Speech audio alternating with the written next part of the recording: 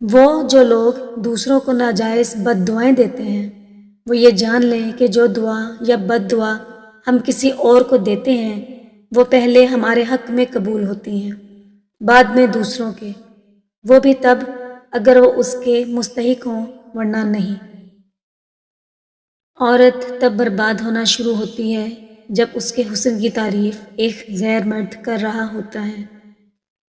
محبتوں کی قیمتیں نہیں ہوا کرتی، نہ یہ بازاروں میں بکتی ہیں، یہ تو آہستہ آہستہ پروان چڑھتی ہیں، جہاں من پسند روح ملے وہیں بیٹھ جاتی ہیں۔ جو بار بار ہو جائے وہ محبت نہیں، وقت گزاری ہوتی ہے۔ محبت تو ایک جگہ ٹھہر جانے کا نام ہے۔ عورت کی ایک خوبی ہے، وہ محبت انسان سے شروع کرتی ہے اور خدا پر ختم کر دیتی ہے۔ 4 چیزیں آپ کو تباہ کر دیتی ہیں: پریشانی، غم، بھوک اور دیر سے سونا۔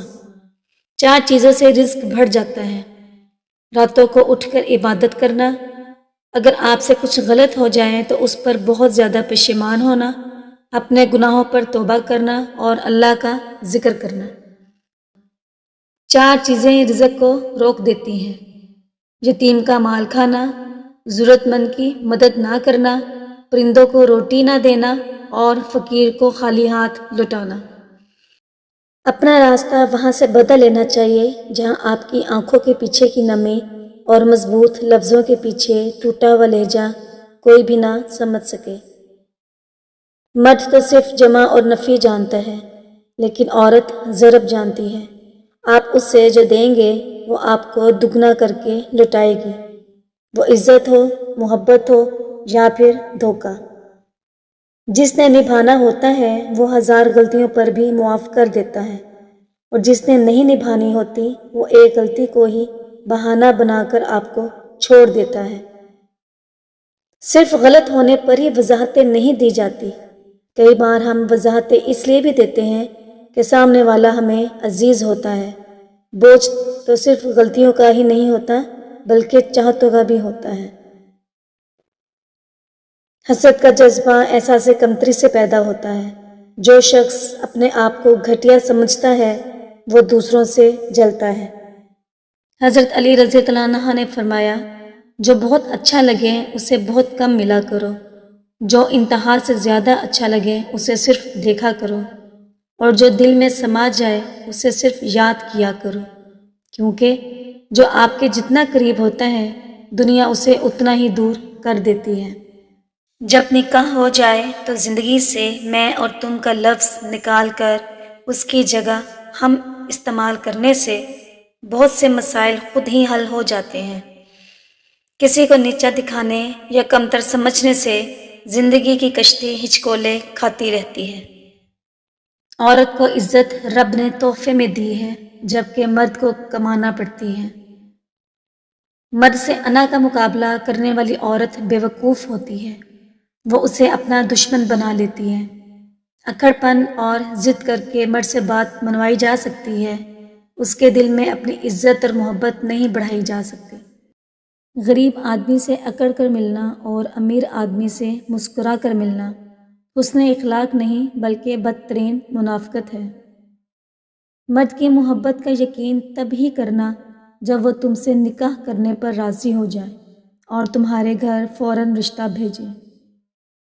اگر عورت سے کوئی غلطی ہو جائے تو رب تو معاف کر دیتا ہے، لیکن یہ معاشرہ معاف نہیں کرتا۔